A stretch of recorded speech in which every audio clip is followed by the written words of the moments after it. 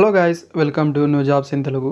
Friends, ఈ వీడియోలో అయితే నోట్ల తయారీ సంస్థ నుంచి అయితే ఒక మంచి నోటిఫికేషన్ అయితే రావడం జరిగిందండి. ఇక్కడ వివిధ రకాల ఉద్యోగాలు అయితే ఉండడం జరిగింది. నోటిఫికేషన్ వివరాలు, సెలక్షన్ ప్రాసెస్, అదేవిధంగా మీరు ఎలా అప్లై చేయాలి, ఫీజ్ పేమెంట్ ఏముంటుంది, అదేవిధంగా సిలబస్ ఏముంటుంది, మిగతా ప్రాసెస్ ఈ వీడియోలో అయితే చెప్తాను. వీడియోని లాస్ట్లో చూడండి, అప్పుడే మీకు క్లారిటీ అర్థమవుతుంది. అండ్ గైస్, మీకు అప్లై వీడియో కావాలంటే నాకు కామెంట్లో చెప్పగలరు, నేను సపరేట్గా వీడియో చేసి అయితే పెడతాను. అండ్ గైస్, ఈ వీడియోకి అయితే ఒక 100 లైక్స్ అయితే ఎక్స్పెక్ట్ చేస్తున్నాను. దయచేసి లైక్స్ అయితే చేయండి. గైస్, ఇక్కడ మీరు చూసుకుంటే ఈ నోటిఫికేషన్ అనేది బ్యాంక్ నోట్ ప్రెస్ దేవాస్ నుంచి రావడం జరిగింది. అండ్ ఇక్కడ మీరు చూసుకుంటే ఆన్లైన్ అనేది ఆల్రెడీ స్టార్ట్ అవడం జరిగిందండి. లాస్ట్ డేట్ అనేది ఆగస్టు 21 వరకు అయితే మీరు అప్లై అనేది చేసుకోవాల్సి అయితే ఉంటుంది. గాయస్, నోటిఫికేషన్ అనేది ఇక్కడ మీకు చూసుకుంటే దేవాస్, ఇది మధ్యప్రదేశ్లో అయితే ఉంటుంది. కాకపోతే ఆల్ ఇండియా కెనడా వాళ్ళైతే అప్లై అనేది చేసుకోగలరండి. ఇది సెంట్రల్ గవర్నమెంట్ ఉద్యోగాలు కాబట్టి ఇక్కడ వివిధ రకాల ఉద్యోగాలు అయితే ఉండడం జరిగిందండి. ఇక్కడ మీరు ఫస్ట్ అనేది అప్లై చేసే ముందు అయితే ఒకటైతే గమనించండి, ఎగ్జామ్ సెంటర్స్ అయితే తెలుగు రాష్ట్రాల్లో కూడా ఎగ్జామ్ సెంటర్స్ అయితే ఉన్నాయండి. ఇక్కడైతే ఇది మీరు గమనించండి. ఆ వివరాలు కూడా నేను క్లారిటీ చెప్తాను. అండ్ వేకెన్సీ అనేది సూపర్వైజర్ ఉద్యోగాలు అనేది సాలరీ అనేది స్టార్టింగ్ 27,600 అయితే ఉంటుంది. అండ్ ఇక్కడ మీరు చూసుకుంటే ఏజ్ లిమిట్ 18 నుంచి 30 సంవత్సరాల వరకు అయితే అప్లై అనేది చేసుకోగలరు. టోటల్ నెంబర్ ఆఫ్ వేకెన్సీ అనేది 8 అయితే ఉండడం జరిగింది. కేటగిరీ వైజ్గా ఇక్కడ చూసే ప్రయత్నం అయితే చేయండి ఫ్రెండ్స్. నెక్స్ట్ టైం చూసుకుంటే సూపర్వైజర్ కంట్రోలర్లో అనేది సాలరీ అయితే సేమ్ అయితే ఉంటుంది. ఏజ్ లిమిట్ కూడా సేమ్ అయితే ఉంటుంది. ఇక్కడ వేకెన్సీ అనేది 3 అయితే కేటాయించారు. నెక్స్ట్ సూపర్వైజర్ ఇన్ఫర్మేషన్ టెక్నాలజీలో సాలరీ ఏజ్ లిమిట్ సేమ్ అయితే ఉంటుంది. ఒక వేకెన్సీ అయితే ఉంది. నెక్స్ట్ జూనియర్ ఆఫీసర్ అసిస్టెంట్ వాళ్ళకైతే సాలరీ అనేది 21,540 రూపాయలు అయితే ఉంటుందండి. బేసిక్ అనేది ఏజ్ లిమిట్ అనేది 18 నుంచి 28 సంవత్సరాల వరకు అయితే అప్లై అనేది చేసుకోగలరు. 4 వేకెన్సీ అయితే ఉండడం జరిగిందండి. నెక్స్ట్ జూనియర్ టెక్నీషియన్ ప్రింటింగ్లో అనేది వీళ్ళకి స్టార్టింగ్ సాలరీని చూసుకుంటే 18,780 రూపాయలు బేసిక్ అయితే ఉంటుంది. అన్ని రకాల అలవెన్స్ కూడా ఉంటాయి. ఏజ్ లిమిట్ అనేది 18 నుంచి 25 సంవత్సరాల వరకు అయితే అప్లై అనేది చేసుకోగలరు. 27 వేకెన్సీ అయితే ఉండడం జరిగిందండి. అండ్ కేటగిరీ వైజ్గా ఇక్కడ వేకెన్సీ అయితే మీరు చూడండి. తర్వాత జూనియర్ టెక్నీషియన్ కంట్రోలర్ అనేది వీళ్ళకి సాలరీ కూడా సేమ్ అయితే ఉంటుంది. ఏజ్ లిమిట్ కూడా సేమ్ అయితే ఉంటుంది. అండ్ 45 ఉద్యోగాలు అయితే ఉన్నాయి. తర్వాత ఇక్కడ చూసుకుంటే జూనియర్ టెక్నీషియన్ ఇంక్ ఫ్యాక్టరీ అటెండర్ కావచ్చు, అదేవిధంగా ఆపరేటర్, కెమికల్ ప్లాంట్లో ల్యాబొరేటరీ అసిస్టెంట్, ఈ వేకెన్సీలకు కూడా సాలరీ అయితే సేమ్ అయితే ఉంటుంది. ఏజ్ లిమిట్ కూడా సేమ్ అయితే ఉంటుందండి. 15 వేకెన్సీ అయితే ఉన్నాయి. And next vacancy junior technician mechanical, అదేవిధంగా ఎయిర్ కండిషన్లో అనేది సాలరీ ఏజ్ లిమిట్ అయితే సేమ్ అయితే ఉంటుందండి. 3 వేకెన్సీ అయితే కేటాయించారు. తర్వాత junior technician electrical information technology వాళ్ళకైతే సాలరీ ఏజ్ లిమిట్ సేమ్ అయితే ఉంటుంది. 4 vacancies. And junior technician civil and ఎన్విరాన్మెంట్లో అనేది సాలరీ ఏజ్ లిమిట్ సేమ్ అయితే ఉంటుంది. ఒక వేకెన్సీ అయితే కేటాయించారు. టోటల్ నెంబర్ ఆఫ్ వేకెన్సీ అని చూసుకుంటే 111 వేకెన్సీ కానీ నోటిఫికేషన్ అయితే రావడం జరిగిందండి. కేటగిరీ వైజ్గా ఇక్కడ మీరు చూసే ప్రయత్నం చేయండి ఫ్రెండ్స్. మన టెలిగ్రామ్ గ్రూప్లో అయితే ఈ నోటిఫికేషన్ అయితే పెట్టడం అయితే జరుగుతుంది. అక్కడ నుంచి అయితే మీరు చూసుకోండి. గాయస్, ఇక్కడ మీరు చూసుకుంటే జూలై 22 నుంచి స్టార్ట్ అవడం అయితే జరిగిందండి. లాస్ట్ డేట్ అనేది ఆగస్టు 21 వరకు అయితే మీరు అప్లై అనేది చేయాల్సి అయితే ఉంటుంది. ఎగ్జామ్ డేట్ అనేది సెప్టెంబర్ లేదా అక్టోబర్లో అయితే ఉంటుందని ఇవ్వడం అయితే జరిగింది. వాళ్ళైతే తర్వాత ఇన్ఫర్మేషన్ అయితే ఇస్తారు. అండ్ క్వాలిఫికేషన్ అనేది సూపర్వైజర్ ప్రింటింగ్ వాళ్ళకి అనేది డిప్లొమా అనేది ప్రింటింగ్ టెక్నాలజీలో అయితే ఉండాల్సి అయితే ఉంటుందండి.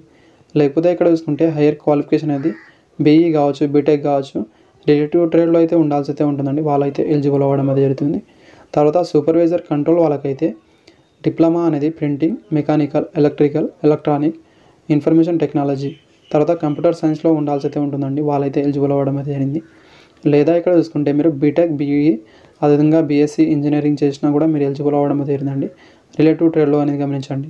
నెక్స్ట్ టైం చూసుకుంటే సూపర్వైజర్ ఇన్ఫర్మేషన్ టెక్నాలజీ వాళ్ళకైతే డిప్లొమా అనేది information technology, computer engineering, computer సైన్స్లో అయితే ఉండాల్సి అయితే ఉంటుంది. హైయర్ క్వాలిఫికేషన్ అనేది చూసుకుంటే బీటెక్, అదేవిధంగా బీఈ, బీఎస్సీ ఇంజనీరింగ్ చేసిన వాళ్ళు కూడా ఎలిజిబుల్ అవ్వడం జరిగిందండి. నెక్స్ట్ జూనియర్ ఆఫీసర్ అసిస్టెంట్ వాళ్ళకైతే గ్రాడ్యుయేట్ అనేది అట్లీస్ట్ 55% మార్క్స్తో మీరు పాస్ అయి ఉండాల్సి అయితే ఉంటుంది. దీంతోపాటు కంప్యూటర్ నాలెడ్జ్ అయితే ఉండాల్సి అయితే ఉంటుందండి. టైపింగ్ స్పీడ్ అనేది ఇంగ్లీష్లో అయితే 40 వర్డ్స్ పర్ మినిట్, హిందీలో అయితే 30 వర్డ్స్ పర్ మినిట్ అనేది మీరు టైప్ అనేది చేయగలగాలి. నెక్స్ట్ వేకెన్సీ జూనియర్ టెక్నీషియన్ ప్రింటింగ్లో అనేది ఐటీ అయితే ఫుల్ టైం అయితే ఉండాల్సి అయితే ఉంటుంది. ఎస్సీయూటీ కావచ్చు, ఎన్సీయూటీ కావచ్చు, లేతో ఆఫ్సెట్ మిషన్ మెండర్ కావచ్చు, లెటర్ ప్రెస్ మిషన్ మెండర్, ఈ ట్రేడ్ అయితే ఉండాల్సి అయితే ఉంటుందండి. అదేవిధంగా ప్లేట్ మేకింగ్, తర్వాత electro plating, full time IT అయితే ఉండాల్సి అయితే ఉంటుందండి. హైయెస్ట్ క్వాలిఫికేషన్ చూసుకుంటే డిప్లొమా అనేది ప్రింటింగ్ టెక్నాలజీలో ఉన్న మీరు ఎలిజిబుల్ అవ్వడం అయితే జరిగింది. Next vacancy junior technician controller వాళ్ళకైతే ఐటీ అయితే క్వాలిఫికేషన్ అయితే ఉండాల్సి అయితే ఉంటుంది. లేతో ఆఫ్సైడ్ మిషన్ మెండర్, అదేవిధంగా లెటర్ ప్రెస్ మిషన్ మెండర్ కావచ్చు, ఆఫ్సైడ్ ప్రింటింగ్, ప్లేట్ మేకింగ్, తర్వాత ఎలక్ట్రోప్లేటింగ్ ట్రేడ్లో మీరు చేసిన వాళ్ళైతే ఎలిజిబుల్ అవ్వడం జరిగింది. లేదా ఇక్కడ చూసుకుంటే డిప్లొమా ప్రింట్ టెక్నాలజీలో మీరు చేసినా కూడా ఎలిజిబుల్ అవ్వడం జరిగింది. గైస్ నెక్స్ట్ వేకెన్సీ చూసుకుంటే జూనియర్ టెక్నీషియన్ వాళ్ళకైతే ఇంక్ ఫ్యాక్టరీ వాళ్ళకైతే 6 వేకెన్సీ అయితే ఉన్నాయి. వీళ్ళైతే ఐటీ ట్రేడ్ అయితే ఉండాల్సి అయితే ఉంటుంది కెమికల్ ప్లాంట్లో అనేది. నెక్స్ట్ వేకెన్సీ జూనియర్ టెక్నీషియన్ ఇంక్ ఫ్యాక్టరీలో అనేది మరి 6 వేకెన్సీ అయితే ఉన్నాయి. ఐటీ అనేది ల్యాబొరేటరీ అసిస్టెంట్లో ఉన్న మీరు ఎలిజిబుల్ అవ్వడం జరిగిందండి. అదేవిధంగా నెక్స్ట్ చూసుకుంటే జూనియర్ టెక్నీషియన్ ఇంక్ ఫ్యాక్టరీలో ఒక వేకెన్సీ అయితే ఉంది. ఈ వేకెన్సీని చూసుకుంటే ఇక్కడ మీరు మిషనరీ ట్రేడ్ వాళ్ళకైతే ఉండడం జరిగిందండి.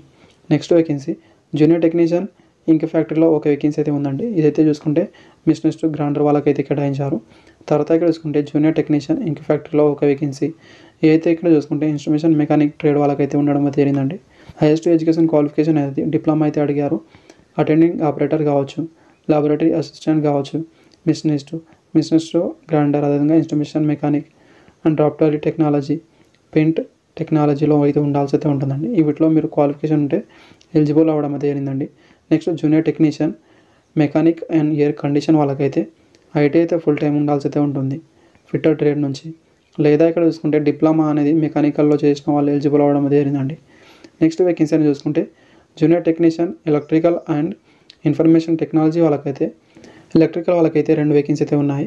వీళ్ళనేది ఐటీ అయితే ఎన్సీయూటీ కావచ్చు, ఎస్సీయూటీ నుంచి ఎలక్ట్రికల్ ట్రేడ్ నుంచి మీరు క్వాలిఫికేషన్ అయితే ఉండాల్సి అయితే ఉంటుంది. లేదా ఇక్కడ చూసుకుంటే డిప్లొమా ఇన్ ఎలక్ట్రికల్లో చేసిన వాళ్ళు కూడా ఎలిజిబుల్ అవ్వడం అయితే జరిగింది. తర్వాత జూనియర్ టెక్నీషియన్ ఇన్ఫర్మేషన్ టెక్నాలజీ వాళ్ళకైతే 2 వేకెన్సీస్. వీళ్ళకి కూడా ఐటీ క్వాలిఫికేషన్ అయితే ఉండాల్సి అయితే ఉంటుంది. ఇదైతే మీరు చూసుకుంటే ఇన్ఫర్మేషన్ టెక్నాలజీ అనేది గమనించండి.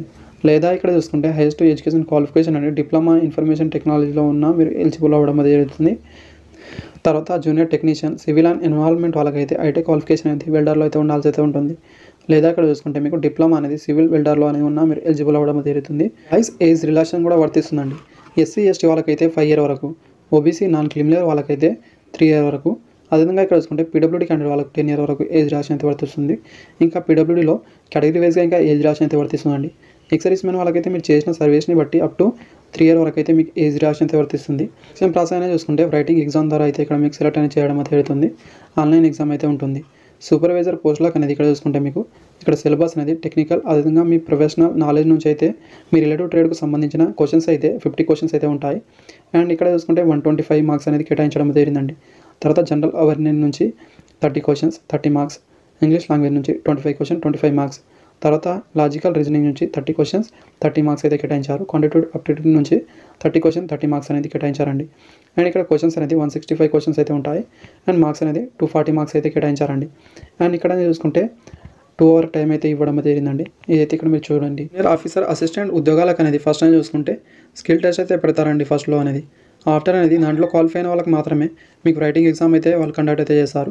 ఇక్కడ సిలబస్ అనేది చూసుకుంటే జనరల్ అవేర్నెస్ నుంచి 50 questions అయితే ఉంటాయండి 50 marks, ఇంగ్లీష్ లాంగ్వేజ్ నుంచి 50 questions 50 marks, and logical reasoning నుంచి 50 questions 50 marks అండి. క్వాంటిటేటివ్ అప్టిట్యూడ్ నుంచి 50 questions 50 marks, టోటల్ అనేది 200 marks అనేది ఎగ్జామ్ అయితే పెడతారు. 2 hour అనేది టైం అయితే ఇవ్వడం అయితే జరుగుతుందండి. జూనియర్ టెక్నీషియన్ ఉద్యోగాలకు అనేది ఇక్కడ సిలబస్ అనేది చూసుకుంటే మీ ప్రొఫెషన్ ట్రేడ్ నుంచి అయితే 50 questions అయితే ఉంటాయి. 75 marks అనేది కేటాయించారు. జనరల్ అవేర్నెస్ నుంచి 15 questions 15 marks, and English language నుంచి 15 questions 15 marks, and logical reasoning నుంచి 10 questions 10 marks. తర్వాత ఇక్కడ చూసుకుంటే క్వాంటిటేటివ్ అప్టిట్యూడ్ నుంచి 10 questions 10 marks అండి. అండ్ టోటల్ క్వశ్చన్స్ అనేది ఇక్కడ చూసుకుంటే 100 questions అయితే ఇవ్వడం జరిగింది. 125 marks అనేది కేటాయించారండి. అండ్ 2 hour అనేది టైం అయితే ఇస్తారు. అండ్ గైస్ ఇక్కడ మీరు చూసుకుంటే హిందీ అదేవిధంగా ఇంగ్లీష్ లాంగ్వేజ్లో మాత్రమే మీకు ఎగ్జామ్ అయితే ఉంటుంది. ఇదైతే ఇక్కడ మీరు చూసే ప్రయత్నం అయితే చేయండి ఫ్రెండ్స్. ఎగ్జామ్ అనేది చూసుకుంటే సెప్టెంబర్ లేదా అక్టోబర్లో కంపల్సరీగా కండక్ట్ అయితే చేస్తామని ఇక్కడ చూపించారు. ఎగ్జామ్లో క్వాలిఫై మార్క్స్ అనేది చూసుకుంటే జనరల్ ఈడబ్ల్యూఎస్ వాళ్ళకైతే 55% మార్క్స్ రావాల్సి అయితే ఉంటుంది. ఓబీసీ వాళ్ళకనేది 50% మార్క్స్, అండ్ ఎస్సీ ఎస్టీ వాళ్ళకైతే 45% మార్క్స్ అనేది రావాల్సి అయితే ఉంటుందండి. ఎలాంటి నెగిటివ్ మార్కింగ్ అయితే ఉండదని ఇక్కడ ఇవ్వడం జరిగింది. ఇదైతే ఇక్కడ మీరు చూసుకోండి. ఎగ్జామ్ సెంటర్స్ అయితే ఇక్కడ చూసుకుంటే మన తెలుగు రాష్ట్రాల్లో హైదరాబాద్లో అయితే ఎగ్జామ్ సెంటర్స్ అయితే ఉంటాయండి. ఎగ్జామ్ సెంటర్ అనేది హైదరాబాద్ అయితే మీరు పెట్టుకుంటే సరిపోతుంది. మీరు ఎక్కడికో దూరం వెళ్ళి రాయాల్సిన అవసరం లేదు, దగ్గరలోనే ఉంటుంది కాబట్టి ఇక్కడ మీరు ఈజీగా అనేది ఎగ్జామ్ అయితే రాయొచ్చు. అండ్ ఎగ్జామినేషన్ ఫీజు అనేది చూసుకుంటే జనరల్ ఓబీసీ ఈడబ్ల్యూఎస్ వాళ్ళకి అనేది 600 ఫీజు అయితే ఉంటుంది. SC ST ex-service man PWD candidate వాళ్ళకైతే 200 ఫీజు అయితే ఉంటుందండి. మీరు ఆన్లైన్ ద్వారా ఫీజు అనేది పే చేయాల్సి అయితే ఉంటుంది. అప్లై అనేది ఆన్లైన్ ద్వారా మాత్రమే మీరు అప్లై అనేది చేయాల్సి అయితే ఉంటుంది. వాళ్ళ వెబ్సైట్లో వెళ్ళి మీరు అప్లై అనేది చేయాల్సి అయితే ఉంటుంది. ఒకవేళ మీకు అప్లై వీడియో కావాలంటే కామెంట్లో చెప్పండి. నెక్స్ట్ వీడియోలో అయితే నేను అప్లై చేసేదే పెడతాను. Thank you friends. Videos like అని ఇచ్చండి. Thank you for watching.